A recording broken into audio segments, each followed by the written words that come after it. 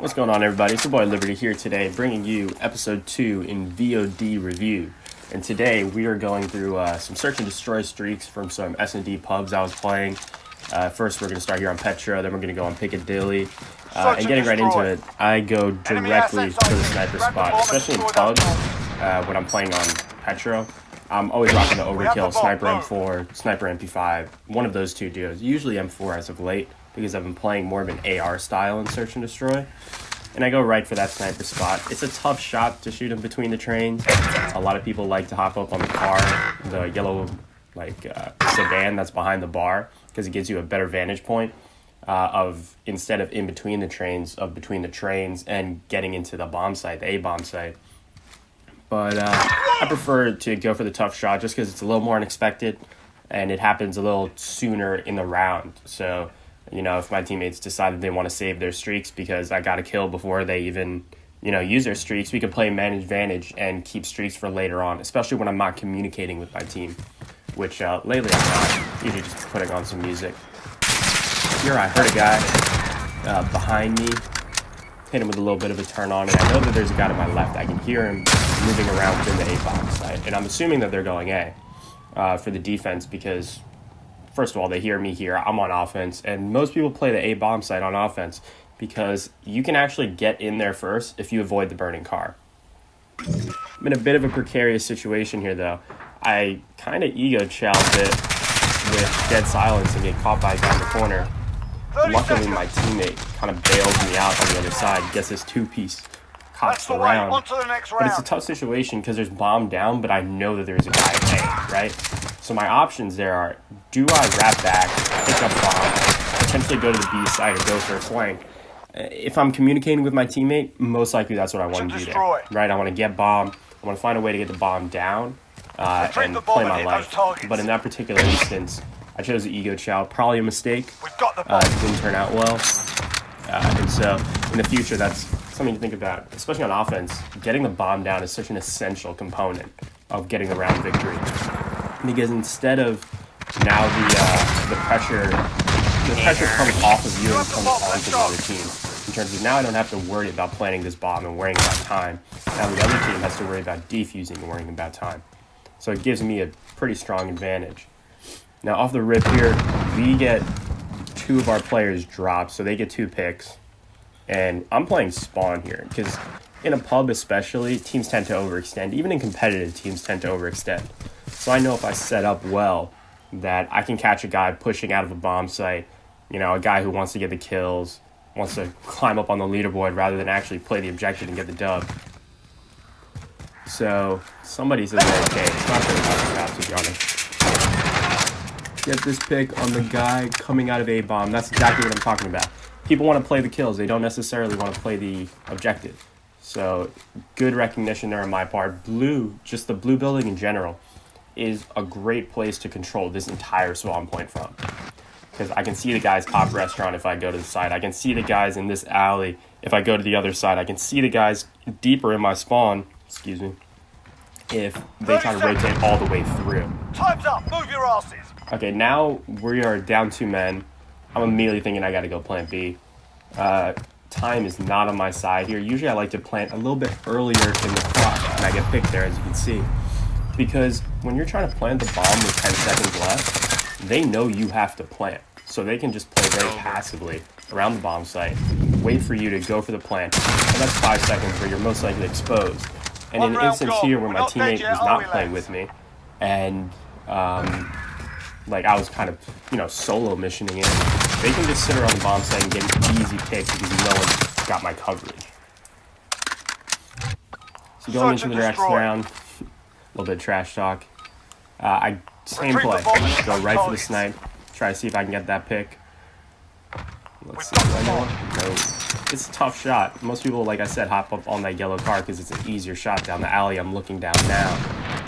But it's still a bit of a tough spot. The one benefit you get, however, even if you can't hit the shot, you know how many people cross and are likely going towards A bomb. Because not many people decide to just push right up through rail yard. It's an extremely aggressive play, especially if you aren't popping smoke. And likely just to get you killed. So get that guy sitting in the corner. RPGs, gotta love pubs. And same instance, I know that there's another guy in A because I was watching the cross. I saw 2 cross in, and I'm assuming he's going for the trade because he knows I'm weak from that RPG. Now, this play is mostly me playing with my teammate, right? So I see him try to push up, so I decide to push up with him. And we have man advantage, so I can play a little bit more aggressive here. Once again, looking at the common spots, making sure I'm not getting killed easily. Probably should have lost that gunfight, to be completely honest. Especially if this dude had the 10mm MP5. And I'm just trying to clear this site now. Hold that position. But the bomb goes down on B because my teammates were playing the B site. So I'm looking to wrap all the way around. Saying if the other team plays a little bit slow, I can catch them on rotation into the B site. But it looks like my teammates are handling this pretty well, and we're going to cop an easy round win. This round went well for the simple instance that we got our picks and we played to get bombed down. We got a few picks. I believe on the B site my teammates got the picks. And they just immediately pushed it up and got bombed down. I went on a bit of a solo mission into the A site, trying to get a couple picks, trying to clear that site, because I assumed that we were going to wrap back. But instead, they planted B, and it works out because we play our man advantage, which is extremely important in this game. Once you get an advantage in terms of numbers, you really want to play those numbers, play together. That way you can cop easy round wins. Here I get some bad timing, trying to get this guy on the cross. Nade comes through my way, and I'm trying to watch to see if there are any late snipers or late peekers. And one guy decides to rush up train, and that is precisely why you don't do that rush. It's a tough play to make. You're trying to push through. You probably have the sniper who, in that instance, like me, could still be watching. And it's generally just an extremely aggressive play. A better idea there is probably to pop smoke, right? You pop the smoke, you pop your daddy if you still have it, and it becomes a much easier situation to win. And now we have man advantage, and once again, we're just playing the man advantage, rushing the site. I pop smoke so my teammate can kill, run forward to try to cover him. But the other guy's outside of the bomb site, so I just throw a nade, try to blow up the car. I think my teammate gets him. And once again, it's an easy round. Played around, getting a couple picks, playing together, rushing the site, and getting each other's trades. Assets identified. We need to keep them intact. Once again, in this round, I'm going to the same spot. The guy crossed in front instead of going in bar, so I'm looking at that once again to see if we have a late peeker. Looking to see if anyone's on yellow. Also looking to see if this guy decides he wants to rush mid-train again. Would be a bad mistake on his part, but who knows? He may just feel that might be the play if I'm not watching that particular angle again. Now, looking at the way that this is dispersed, we got one guy who's deep in spawn. We have one guy who's chilling by the restaurant side, looks like closer to water, maybe by L, and one on the A-bomb site. My guys on the A site get some quick kills. I absolutely demolished that. And we get a quick net advantage. And once again, I'm playing streaks here, right? Because I'm too off of VTOL. I know VTOL, especially in PUBS, it can be extremely helpful when you're trying to get the bomb down. Right? So, or not even just when you're trying to get the bomb down, when the bomb is down too. Because now I don't even need to actively play the site as much because I have a VTOL in the area. Especially on Petro, the B bomb site is definitely the preferred one for that. Where I get the bomb down, I put the VTOL on, and even if it doesn't kill the guy, it'll at least shoot at the guy who's pushing the B site. So I have the info, so now I know I can shout it, and the guy's probably weak. Once again here, we're kind of a bit of a hunt for where's this last guy at. There are 5 of us. I'm pretty sure if 2 of us went down, we'd start playing together. So we can string out a little bit, try to just wrap this round up a little bit quicker. Here I see that my team is all dispersed. Like, if you look at the mini-map right there, like, if you're asking the question, how did you know he was playing the A-bomb site? I can see I got one guy deep spawn, one who looks like he's like water hazmat side, and 2 by the B site. The only available place he could be on the map that was open was like deep bar if he was AFK, but I'm assuming my teammate who was deep there spawn checked if he was AFK. Or he could be around the A site, and with the time I assume he was probably planting, and got a little lucky there. See right there, guy hopped up on the yellow car to try to get that pick. Unfortunately, I get a hit marker. I think usually I run the Singhard Pro barrel, which gives me a little bit more range, not the full 32-inch barrel that gives me the most range increase. Mainly because I want to maintain some mobility. But here I was taking it off because I was experimenting a little bit with classes, and unfortunately get the hit marker. I see, look at the UAV, looks like a lot of guys are sniping deep spawns still, get a hit marker. Have a few unfortunate shots. Sniping is not exactly my particular skill set, but I can see that there's a guy close A, so I want to back up because I want to play my life here because I'm making a lot of noise sniping at the guy top bar, and I need to be careful because we only have a one-man advantage. So I'm trusting my guy top A to sort of handle the situation there and make sure a plant doesn't go down, and I'm just watching my angles. Looking at the map, it looks like there's an opening water if they want to come to the B site. My teammate pushes up, and I push up to sort of join him in covering this little lane. Now, once again, man advantage, two-man advantage. And once again, you look at the mini-map and you see where's the opening, especially when you can't find these guys. And it appears to be blue and deep spawn. So I'm just going to chill water, see if he tries to wrap back. Because when I'm in a 1v4, what I like to do is find a nice little, I don't want to say a corner, but I kind of want to box myself in. Because I don't want to have to look. See, there he goes, grabbing that. I don't want to have to look in 4 different directions to figure out where people are coming from. Because I can't look in 4 directions. I can only look in 1. And now I'm only covering 25% of the angles that an opponent can come from if I'm in a situation where he can be in 4 different directions. If I put myself in a situation where he can be in one of 2 places or 2 directions, right? Like say I'm in Arcade on Piccadilly, which you might see later on. Target's ID. Get to the bomb. I can cover 50% of the situations by looking in one direction and increasing my chances of survival. Friendly UAV So I did a VTOL with that last kill at the end of that round. Pop it, see the red dots, and that's just free dubs for me. That's probably what I think it ends up being 3 kills. And now it's just crazy man advantage, 5v2, or I get 2 kills. There you go, 5v3. Like, this once again, same situation. For me, I'm trying to get into the bomb site, trying to take out the defenders. My teammate gets a snipe, and I can see he's like close right. I think I get him through the smoke. Yep. Like, it just becomes, the game becomes a lot easier when you can play around getting those picks. And play around streaks. Now that the VTOL's up, so the A site, my teammate gets a free plant. Even if they add 5 people, which they don't, as we get easy dub, 14-2. Even if they still had 5 people, once the VTOL is popped, if I put it right over the A site and my teammate plants, it's just an easy dub. For them, trying to get the defuse is almost impossible because they have to take down the VTOL first. Or if the VTOL gives away their position, they have to play the kills too. And playing a streak in a person is just insanely difficult. You see my teammates, one of them goes off too, and we get a clean 12-2 round. Now we're going to get into the Piccadilly one. All right. So here I'm playing with my boy Jay. So you actually don't hear the comms, but I do remember that there are some comms here calling out where people are. I'm trying to, warm up my slide cancel.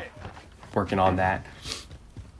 And so something I like to do here in particular is work the B site. I feel like the B site, the problem with Piccadilly just generally is so many lanes, so many snipers. So what I like to do is I like to smoke it off and isolate, right? So here I smoked off the cross to B and I isolate the B bomb site. I got to be careful because all these cars can explode, but I want to sort of work around the cover and watch. There are only a couple angles from their spawn that they can get into here. As there, honestly, he should have won that gunfight. I poorly positioned myself. But I want to smoke the site, right? Get in. And then there are only a few lanes that they can cover quickly. Because I don't expect them to be pushing through my spawn and getting a pinch that early. But now, later in the round, now I'm concerned about this pinch. Because one guy left. Who knows where he's at. We do have bomb down. But we're a little strung out here. We don't have a good setup. But here we go. My teammate finds a guy in library. Calls out. Clean kill. We've set the tempo. Keep it up in the next round. So that's probably my main planning strat when I bomb, is to go B site. I don't like going A simply because I have to deal with the cross sniper of, me getting into Arcade. And then I have to deal with whoever is, I call it Adidas, the shoe store. So top Adidas. And it's just a lot of things you have to smoke out or be careful of or get picks on. And you're really cornering yourself into bad gunfights where you don't have high ground. So that's why I prefer the B site. Here though, when I'm deady, I love going mid. Because mid gives me so many angles and so much angular advantage, right? I can see the B site. I can quickly chow the sniper in the back, right? It's a tough shot, but it still gets me somewhere. And now I'm rushing the B site, which they're setting their defense up on, from their own side. So I get a nice advantage there of they're expecting me to be front and on the side. And work around library, teammate gets a kill, and it becomes a very quick round once you can get that map position. Because my teammates can push up knowing that I basically have library control. Right? And there's only 1 or 2 people left, and it's an easy dub. See my boy Jay going off still. Let's see what I do here. I got the UAV, so I probably am going to play around it. Oh, and man, their team bugged out. That's a wrap. A little unfortunate there. But I think I go the same route, right? Go mid, get a lot of angles. What you also get here is, well, one, you see that this guy's kind of chilling in this angle, get a clean kill. You get that angle there on potentially a guy that's shouldering mid buses. I can push through front door of library for a clean kill. I guess that one. And I also have the bid advantage. Like, if my teammates decide they want to go to the A site and they're chilling in arcade, if they manage to get there without getting sniped, right? I have a great angle on top of Ditas. And I can get that kill, or I can kill the guy who's maybe by ticket booth. Maybe I could smoke something off. I could play a cover game for, you know, whoever's trying to push up. The only thing you really have to contend with there is the snipers. But the snipers, in my opinion, are the main issue on this map. There's so many snipers, they theoretically can be anywhere, because there are lanes on defense that can cover pretty much either site. Like, you'll see right here, I go to my favorite angle is covering the B site. You literally cannot cross into the B site here without me seeing you. The only way you can do it, the only way you can really, you know, take this site is if you go through mid or just push straight up and go through front library or try to pinch me. See, if you go through mid buses and go front library, I'm exposed. But other than that, if you try to push pillars, you're chalked or you're at least called out. And the other team replenished, but we ended up getting a few picks, my teammates. And last guy, one of the last guys chilling there. Can't tell if that's my teammate or not. Excuse me. And now we're just on the hunt for the last one. It's very easy when you play around those picks. With guy about the bomb down. I think I look for this night. He's probably back by the car barricade. That's usually the vibe back there. It's one of those. Oh wait, no. I get smoked here. So what I'm thinking there is, I'm thinking he's barricade. But what I should have done and should have known is saw that my teammate got taken out and known that he was almost definitely library. Nice teammate, rough kill. At least he gets it. I'm 7-1. My boy Jay is frying out there, 9-1. Sheesh. My brother's cracked. I'll link him below. My man is cracked. Keep it up in the next round. And they got their 6 men back, but we have advantage. Once again, we're playing around pretty basic strats on my front. I'm definitely playing a little bit more objective. You can tell some of my teammates are playing a little bit more towards kills. And I'm happy to let them do that because they're getting the kills, right? So they're giving us man advantage, and that's not exactly an issue for me. So I'm just playing B site. They're all going A for the most part. I think that's what the call out was from Jay around here was, yeah, keep doing what you're doing B side. And we'll control the A site. I got my random in here. And look, right there. I can see everyone coming through either gets tagged or at least gets called out. So I know that we got 2 pillars here.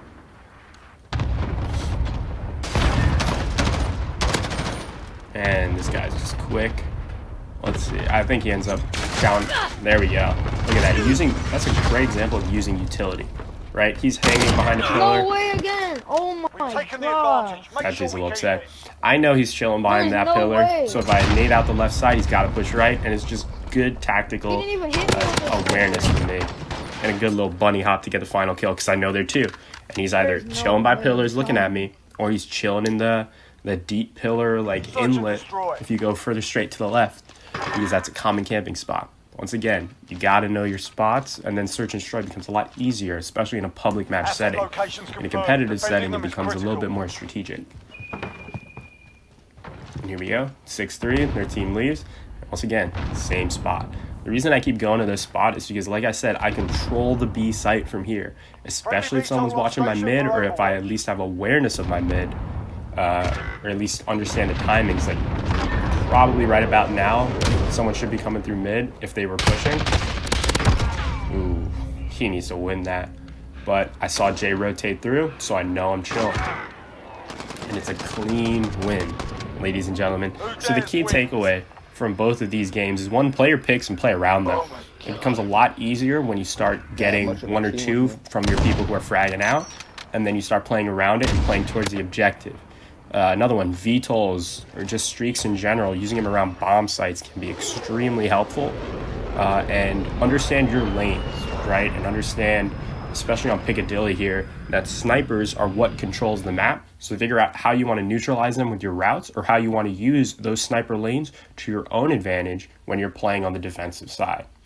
And leaving you with that, I'll see you guys in the next episode of VOD Review, where I think we'll be hopping back into the CDL playlist to talk through some more